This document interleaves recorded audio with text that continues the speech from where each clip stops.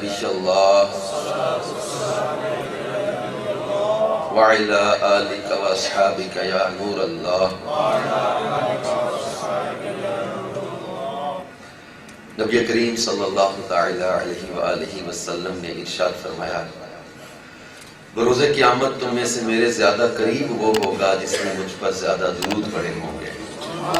صلو علی الحبیب صلی اللہ تعالی علی محمد وعلی آلہ وصحبہ وبارک وسلم۔ میٹھے میٹھے اسلامی بھائیوں اور بزرگوں، ہمارے اس ادارے NARC کے تمام ہی عاشقان رسول کو آج کے اس اجتماع میلاد کی بہت مبارک ہو۔ ہمارے DG صاحب اور جتنے بھی ہمارے افسران اور جتنے بھی اس ادارے سے وابستگان ہیں، اللہ تعالیٰ کے اس اجتماع کے انعقاد پر ہم سب کو برکتیں عطا فرمائے۔ اللہ تعالیٰ کا قرآن پاک میں فرمان عالی شان ہے، یا ایہا النبی انا ارسلناک شاہدا ومبشرا ونذیرا وداعیا الی اللہ باذنہ وسراجا منیرا۔ فرمایا کہ اے غیب کی خبریں بتانے والے نبی، ہم نے آپ کو شاہد بنا کے بھیجا، مبشر و نذیر بنا کے بھیجا، اللہ کے اذن سے اللہ کی طرف بلانے والا بنا کے بھیجا، وسراجا منیرا، اور چمکا دینے والا آفتاب بنا کے بھیجا۔ اللہ تعالیٰ اپنے محبوب کریم علیہ السلام کی آمد کا تذکرہ فرما رہا ہے، جس کو ہم اپنے الفاظ میں میلاد کہتے ہیں، حضور کی آمد کا تذکرہ جس میں کیا جائے۔ ایک نہیں، قرآن پاک میں کئی مقامات پر اللہ تعالیٰ نے اپنے حبیب کی آمد کا بھی ذکر کیا۔ تو جب اجتماع میلاد ہوتا ہے، اصل میں ہمارا ایک ذہن ہوتا ہے کہ پیغام، ایک میسج، مقصد میلاد پر بھی ہم غور کریں، سجاوٹ کرنا، چراغاں کرنا، جلوس میلاد ہو یا آپ جھنڈا لگاتے ہیں، یہ سجاوٹ کی ہے، بہت اچھی چیزیں ہیں یہ، مگر کوئی اگر یہ سمجھتا ہے کہ میں نے محبت کا حق ادا کر دیا ہے تو نہیں، یہ اظہار محبت کی چیزیں تو ہیں۔ حق محبت، مقصد میلاد کو، آمد رسول کے مقصد کو جب ہم سمجھیں اور اپنائیں تو یوں محبت کے راستے پر ہم چلیں۔ تو خالی نعرے لگانے والے غلام نہیں بنیں گے، ہم عمل کرنے والے غلام نہیں بنیں گے۔ تو اہل علم نے محبت کے 3 بنیادی اسباب بیان کیے ہیں کہ محبت کسی سے کیوں ہو جاتی ہے۔ فرسٹ آف آل، کسی کا ہم پر بہت زیادہ احسان ہوتا ہے، ہم اسے جاننے بھی نہ، لیکن وہ اچھا لگنے لگ جاتا ہے۔ نہیں جانتے کون ہے، کہاں سے ہے، لیکن وہ ہم پر احسان کرتا ہے، اس کے احسان کی وجہ سے وہ پیارا لگنے لگ جاتا ہے۔ یا کسی کے اندر کوالٹی ایسی ہوتی ہے، خصوصیت ایسی ہوتی ہے کہ وہ اچھا لگنے لگ جاتا ہے، اس کا وصف و کمال۔ اور تیسرا سبب یہ اہل علم نے بیان کیا ہے، یہ میں نے مواعظ رضویہ میں پڑھا تھا، کہ یا تو کسی کا حسن و جمال اتنا ہوتا ہے کہ وہ اچھا لگنے لگ جاتا ہے۔ 3 بنیادی اسباب محبت بیان کی ہے، حسن و جمال، وصف و کمال، جود و نوال یعنی احسان۔ اب اس سینیریو میں ہم تھوڑا سا غور کریں کہ ہمارے کریم آقا صلی اللہ تعالی علیہ وآلہ وسلم جن کے میلاد کا آج ہم اہتمام کر رہے ہیں، ان کو اللہ تبارک و تعالی نے وصف و کمال وہ عطا کیا کہ ہم نے دیگر انبیاء کرام کا بھی قرآن پاک میں ذکر پڑھا۔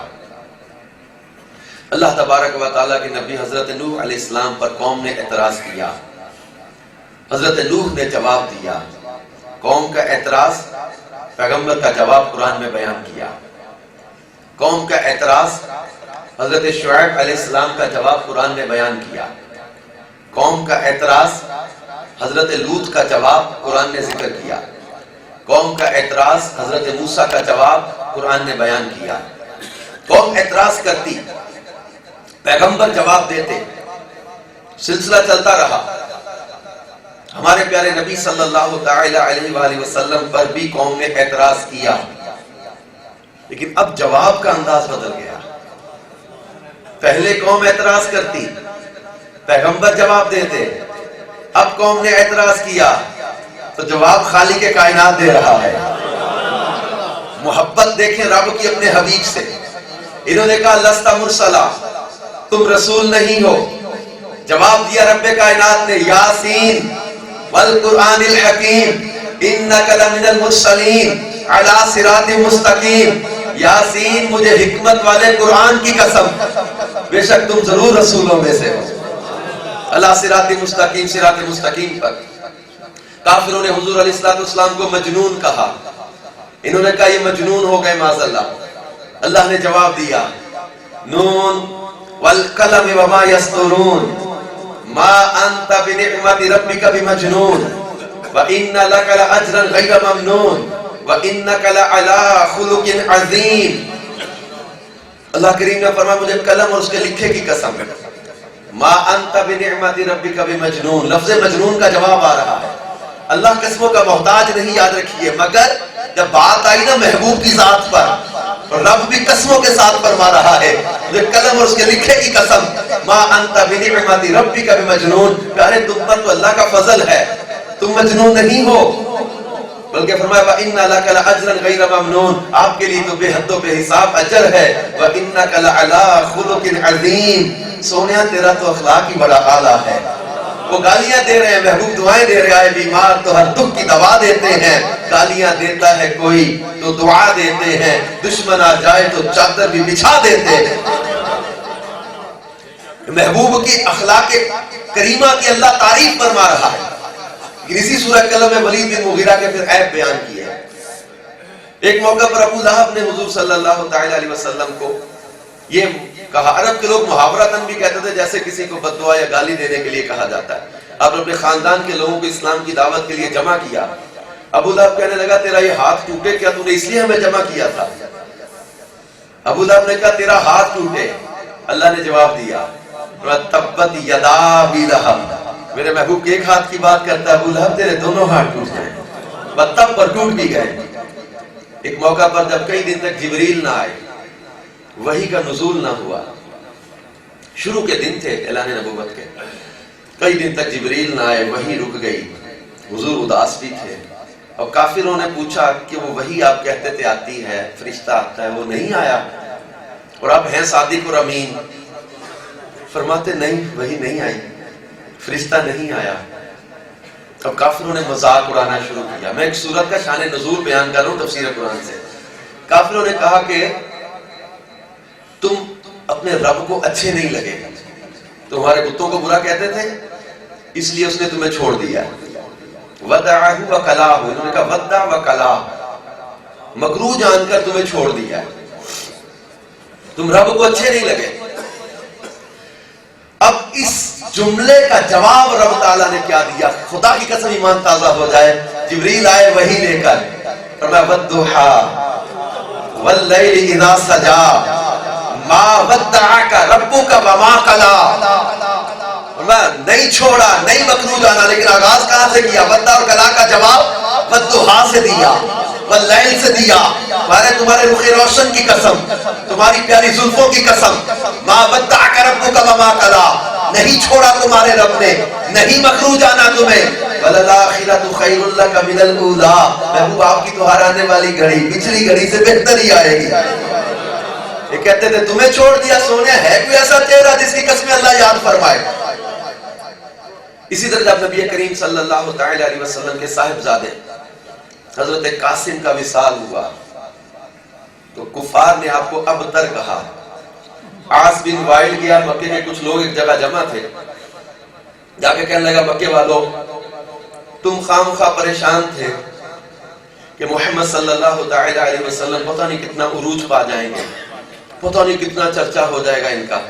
آج ان کا بیٹا ہی نہیں رہا، اولاد نرینہ نہیں رہی، تو تھوڑے عرصے کے بعد دنیا ان کو بھول جائے گی، یہ سب چرچے ختم ہو جائیں گے، یہ سب ذکر مٹ جائے گا. کفار خوش ہونے لگے. جب حضور وہاں سے گزرے تو آپ کو ابتر ابتر کہنے لگے. ابتر عرب کے لوگ کہتے تھے جس کی نسل نہ رہے، منقطع النسل، معاذ اللہ. انہوں نے ابتر کہا. رب کائنات نے ابتر کا جواب دیا، فرمایا انا اعطیناک الکوثر، جواب آ رہا ہے ابتر کا، آغاز کہاں سے کیا؟ محبوب کے قلب اطہر کو تسکین پہنچائی جا رہی ہے۔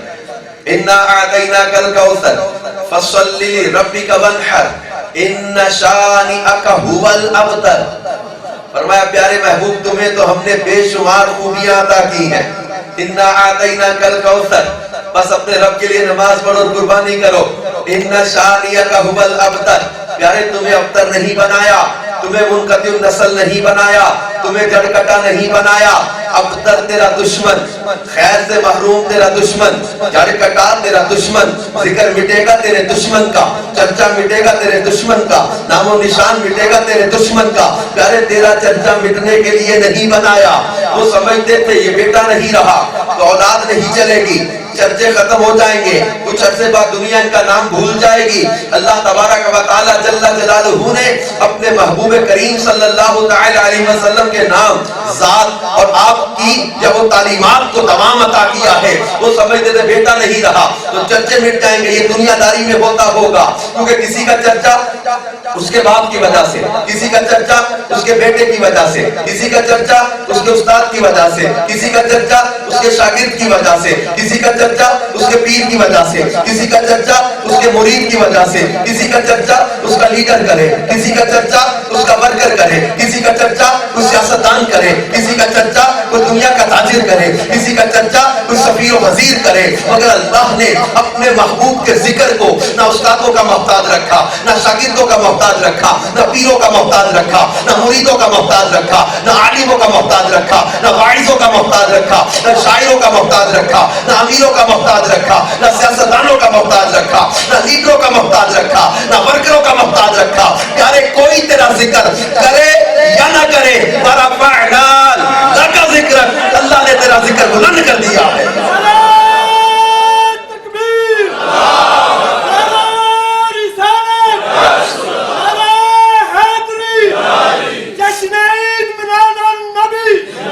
اور بلندی کیسی عطا کی؟ حضرت امام جابر، حضرت امام طبرانی نے حضرت جابر رضی اللہ تعالیٰ عنہ سے روایت نقل کی، فرمایا بین کتب آدم مکتوب محمد رسول اللہ وخاتم النبیین، حضرت آدم کے دونوں کندھوں کے درمیان میرے مصطفیٰ صلی اللہ تعالی علیہ وسلم کا اس طرح نام لکھا ہوا تھا کہ محمد اللہ کے رسول اور آخری نبی ہیں۔ حضرت عبادہ بن صامت روایت کرتے ہیں، کان نقش خاتم سلیمان لا الہ الا اللہ محمد رسول اللہ، حضرت سلیمان کی جو خاص انگوٹھی تھی اس پر میرے مصطفیٰ کا نام لکھا ہوا تھا۔ حضرت علی المرتضی شیر خدا کرم اللہ تعالی وجہہ الکریم روایت نقل کرتے ہیں، فرماتے حضور علیہ السلام نے فرمایا میں نے معراج کی رات دیکھا، فرماتے ہیں کہ مکتوباً علی باب الجنت لا الہ الا اللہ محمد رسول اللہ، جنت کے دروازے پر یہ کلمہ لکھا ہوا ہے۔ بلکہ حضور علیہ السلام نے خود فرمایا رأیت علی العرش مکتوباً لا الہ الا اللہ محمد رسول اللہ، عرش بلند ترین جگہ ہے، وہاں اللہ نے اپنے محبوب کا نام لکھا ہوا ہے۔ بلکہ ہم یہ حدیث بیان کر رہے ہیں، امام حاکم نے مستدرک کی دوسری جلد کے صفحہ 671 پر ایک حدیث نقل کی ہے، عن عبداللہ ابن عباس رضی اللہ تعالی عنہما قال اوحى الله تعالى الى عيسى عليه السلام يا عيسى آمن بمحمد صلی اللہ تعالی علیہ وسلم وأمر من ادرک من امتك ان يؤمنوا به، اے عیسیٰ محمد صلی اللہ علیہ وسلم پر تم بھی ایمان لانا اور اپنی امت کو حکم دو جو ان کا زمانہ پائے ان پر ضرور ایمان لائیں۔ کیوں؟ آگے اللہ نے فرمایا فلولا محمد ما خلقت آدم ولولا محمد ما خلقت الجنت ولا النار، فرمایا اگر محمد صلی اللہ علیہ وآلہ وسلم نہ ہوتے تو میں آدم کو بھی نہ بناتا، میں جنت دوزخ کو نہ بناتا۔ پھر آگے ارشاد فرمایا وَلَقَدْ خَلَقْتُ الْعَرْشَ عَلَى الْمَاءِ، فرمایا جب میں نے عرش کو پانی پر بنایا فَاضْطَرَبَ، عرش ہلنے لگا، فَكَتَبْتُ عَلَيْهِ لَا إِلَهَ إِلَّا اللَّهُ مُحَمَّدُ رَسُولُ اللَّهِ۔ اللہ کریم فرماتا ہے میں نے عرش کے اضطراب کو ختم کرنے کے لیے اس پر لا الہ الا اللہ محمد رسول اللہ لکھ دیا، فَسَكَنَ، عرش ساکن ہو گیا، عرش کو سکون ہو گیا۔ یہ کلمہ جو عرش کا اضطراب ختم کر دے، کیا تمہارے دلوں کا اضطراب ختم نہیں کرے گا؟ اب ہم یہ حدیثیں بیان کر رہے ہیں کہ عرش پر میرے محبوب کریم کا نام اللہ نے اپنے نام کے ساتھ لکھا ہوا، کلمہ پاک لکھا ہوا، اس بات کی گواہی انجیل بھی دے رہی ہے۔ انجیل برناباس کے چیپٹر 29 پیج 39 کے الفاظ ہیں، حضرت آدم علیہ السلام نے ایک تحریر لکھی عرش پر، تو عرض کی آدم besought God saying, Lord, grant me this writing upon the nails of the fingers of my hands. Then God gave to the first man that writing. Upon the thumbnail of the right hand it said only one God, and upon the thumbnail of the left it said Muhammad is messenger of God. Then with fatherly affection the first man kissed those words and rubbed his eyes and said, blessed be that day when thou shalt come to the world. حضرت آدم نے عرش پر تحریر دیکھی، عرض کیا مولا یہ تحریر میری انگلیوں کے ناخنوں پر ظاہر کر دے۔ تب اللہ نے پہلے آدمی کو وہ تحریر دے دی۔ اس آیت کا لکھنے پر لکھا ہوا گیا لا الہ الا اللہ، ادھر لکھا ہوا گیا محمد رسول اللہ۔ پھر پدرانہ محبت میں انجیل کے الفاظ the first man kissed those words، پہلے آدمی نے وہ الفاظ چومے and rubbed his eyes، اپنی آنکھوں پہ ملے and said، اور کہا blessed be that day when thou shall come to the world۔ Sonia بڑا ہی مبارک ہے وہ دن جب آپ دنیا میں تشریف لائیں گے۔ حضرت عیسیٰ علیہ السلام کی بشارتوں کو قرآن نے بیان کیا۔ حضرت عیسیٰ اپنے حواریوں کے اجتماع میں حضور کی آمد کا ذکر کرتے ہوئے کہتے ہیں مبشرا برسول یأتی من بعد اسمہ احمد، میں اپنے بعد آنے والے اس رسول کی بشارت دیتا ہوں جن کا نام احمد ہے۔ انجیل نے گواہی دی۔ انجیل برناباس کے چیپٹر 42 کے الفاظ حضرت عیسیٰ فرمانے لگے "For I am not worthy to unclose the ties of the house and of the laces of the shoes of messenger of God, whom you call Messiah, who was made before me, and shall come after me, and shall bring the words of truth, and so his faith shall have no end." عیسیٰ فرمانے لگے لوگوں تم جسے مسیحا کہتے ہو، میں عیسیٰ تو اس آخری پیغمبر کی جوتیوں کے تسمے کھولنے کے بھی اپنے آپ کو لائق نہیں تھا۔ Who was made before me، جو مجھ سے پہلے بنے تھے، and shall come after me، اور میرے بعد تشریف لائیں گے، and shall bring the words of truth، وہ سچائی کے الفاظ لے کر آئیں گے، and so his faith shall have no end، اسی لیے ان کا دین کبھی ختم نہیں ہوگا۔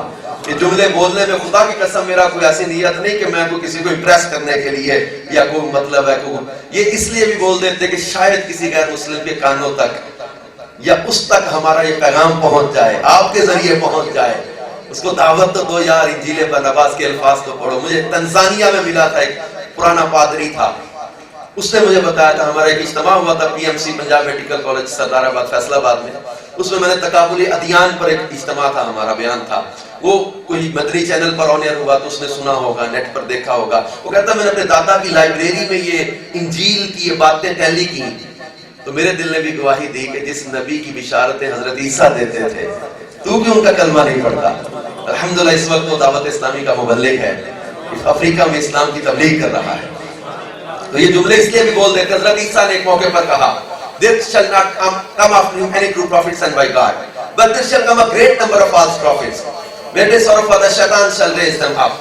حضرت عیسیٰ نے کہا کہ ان کے بعد کوئی نیا سچا نبی نہیں آئے گا، ہاں شیطان کے کھڑا کرنے پر کئی جھوٹے نبوت کے دعوے دار ہوں گے۔ اب لوگوں نے پوچھا کہ ہم اس سچے نبی کو کیسے پہچانیں گے کہ وہ آ گئے؟ تو حضرت عیسیٰ علیہ السلام نے ایک نشانی یہ بیان فرمائی، انجیل برناباس کے باب 72 کے صفحہ 85 کے الفاظ But verily I say to you, the moon shall ministeriously to his boyhood, and when he shall be grown up, he shall take her in his hands, the word beware of casting him out۔ فرمایا لوگوں تمہیں بڑی سچی بات بتاؤں، جب اس پیغمبر خدا کا بچپن ہوگا تو چاند انہیں لوریاں دے دے کر سلاتا ہوگا، and when he shall be grown up، جب وہ جوان ہو جائیں گے، he shall take her in his hands، تو چاند کو اپنے ہاتھوں میں لے لیں گے، چاند ان کے قبضے میں ہوگا۔ The word beware of casting him out، انجیل کے الفاظ حضرت عیسیٰ نے فرمایا کہ دنیا انہیں ٹھکرانے کے معاملے میں خبردار رہے، یعنی دنیا والوں خبردار اس نبی کو ٹھکرا مت بیٹھنا جو شان کے مالک ہیں کہ بچپن میں چاند لوریاں دیتا ہوگا، جوانی میں چاند قبضے میں نظر آئے گا۔ پھر دنیا نے دیکھا نہیں، ہمارے حضور بچپن میں جھولے میں تھے، انگلی کا اشارہ ادھر کرتے چاند ادھر چلا جاتا، اشارہ ادھر کرتے چاند ادھر چلا جاتا۔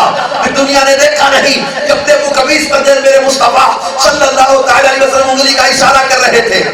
قرآن کہتا ہے اقتربت الساعۃ وانشق القمر، 27واں پارہ سورۃ القمر کی پہلی آیت ہے۔ اس اس آیت کی تفسیر میں لکھا ہے ابو جہل نے بلایا یمن سے حبیب بن مالک یمنی کو. حبیب کے سامنے ابو جہل نے بڑی شکایتیں لگائیں کیونکہ حبیب کا اثر و رسوخ تھا مکے کے لوگوں پر, دبدبا تھا, لوگ اپنے فیصلوں کے لیے اسے بلاتے تھے. کہ حبیب ہمارے علاقے میں شخص نے نبوت کا دعویٰ کر دیا, میرا بھتیجا لگتا ہے. بڑی شکایتیں لگائیں. حبیب نے کہا تم جن کی شکایتیں کر رہے ہو ان کو بھی بلاؤ, میں ان کی سنوں وہ کیا کہتے ہیں. حبیب نے کہا نہیں, ان کے سامنے نہیں جانا. کہا کیوں؟ حبیب کہنے لگا تم ان کے سامنے گئے تو پھر ہمارے ہاتھ سے تو گئے. کیوں؟ ابو جہل کہنے لگا جادو چلا دیں گے. حبیب نے کہا میں بات نہیں ایسی لایا ہوں, جادو کا گمان ہی نہیں, بلاؤ تو صحیح. ابو جہل نے کہا دیکھ مروانا نہیں.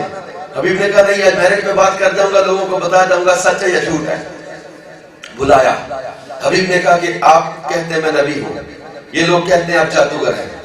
حبیب نے کہا میں دو باتیں لے کر آیا ہوں, ایک ظاہر کروں گا, ایک ظاہر نہیں کروں گا. جو بات ظاہر کروں گا اس پر جادو چلے گا نہیں, جو ظاہر نہیں کروں گا وہ غیب کی بات ہے. نبی افضل میں ہے ہی عربی زبان کا لفظ, نبا ان سے بنا ہے. نبا ان کا معنی ہوتا ہے پوشیدہ خبر, نبی کا معنی یہ ہوتا ہے پوشیدہ خبریں بتانے والا. آپ نبی ہیں یا جادوگر, آج فیصلہ ہو جائے گا. اس نے کہا جادو زمین پر چلتا ہے, آسمانوں پہ نہیں چلتا. اگر آپ واقعی نبی ہیں چاند توڑ کے دکھائیں, معجزہ دکھائیں. ابو جہل خوشی سے اچھلا اور کہنے لگا حبیب تو نے تو کمال کر دیا, ہمارے تو دماغ میں یہ بات نہیں آئی تھی. آپ نے فرمایا حبیب ان سے پوچھ اگر میں توڑوں تو مانو گے. 3 بار اقرار کروایا, سب نے اقرار کیا. آپ نے اشارہ کیا چاند کے تو نصیب ہی چمک اٹھے. چاند تو کب سے منتظر ہے جلوائے یار, ادھر بھی کوئی پھیرا تیرا, حسرتیں 8 پہر تکتی ہے رستہ تیرا. چاند تو کب سے انتظار میں, حضور اشارہ کریں تو صحیح, میں دنیا کو حضور کی عظمت کا اظہار کر کے دکھاؤں. میں جن کے بچپن میں اشاروں پہ کھیلتا رہا. اشارہ کیا, چاند 2 ٹکڑے ہوا. اللہ تعالیٰ نے فرمایا ون شکل قمر, چاند ٹوٹ گیا. ایک مکے کے اس کنارے پر آیا, ایک مکے کے اس کنارے پر آیا. آپ نے فرمایا گواہ رہنا, پھر چاند کو جوڑا. حبیب نے کہا دوسری بات دل میں ہے. آپ نے ارشاد فرمایا حبیب یہ بتا وہ دل والی بات صرف ظاہر کروں یا پوری بھی کر دوں. صرف ظاہر کروانی ہے یا پوری بھی کروانی ہے. حبیب قدموں میں بیٹھ گیا, کہنے لگا لجپال کرم کرتا ہوں. آپ نے فرمایا حبیب جب تو مکے آنے کے لیے یمن سے چلا تھا, راستے میں دل میں تیرے خواہش پیدا ہوئی کہ مکے تو جا رہا ہوں, اگر وہ واقعی اللہ کے نبی ہیں تو ان سے دعا کراتا ہوں میری بچی ہے گھر میں ایک, تیری بیٹی جو گھر میں آنکھوں سے اندھی, کانوں سے بہری, زبان سے گونگی, ہاتھ پاؤں ٹیڑھے, کوڑ کی مریضہ, شکل دیکھی نہ چاہے, عمر بڑھ رہی ہے, تکلیف بڑھ رہی ہے, تو کہتا یا یہ مر جائے یا تو چلنے پھرنے کے قابل ہو جائے. حبیب یا تیری بچی کو شفا دے دی گئی یا تیری بچی ٹھیک ہو گئی. حبیب کہتا مکے والوں تم مانو یا نہ مانو میں تو مان گیا. ابو جہل نے کہا میں نہیں کہتا تھا سامنے نہ جائیں جادو چلا دیں گے. حبیب نے کہا بدبخت کیا تو دیکھ نہیں رہا چاند کو توڑ کے جوڑا انہوں نے, میں تو اپنی گھر والی کو بھی یہ بات نہیں بتائی تھی. حبیب یمن آیا, گھر پہنچا, دروازہ کھٹکھٹایا, صحن میں ایک بہت پیاری بچی بچوں کے ساتھ کھیل رہی ہے. اندر دوڑا, 7 سال سے بچی پیرالائز تھی, بستر خالی دیکھا تو پریشان ہو کے رونے لگا کہ میری بچی مر گئی.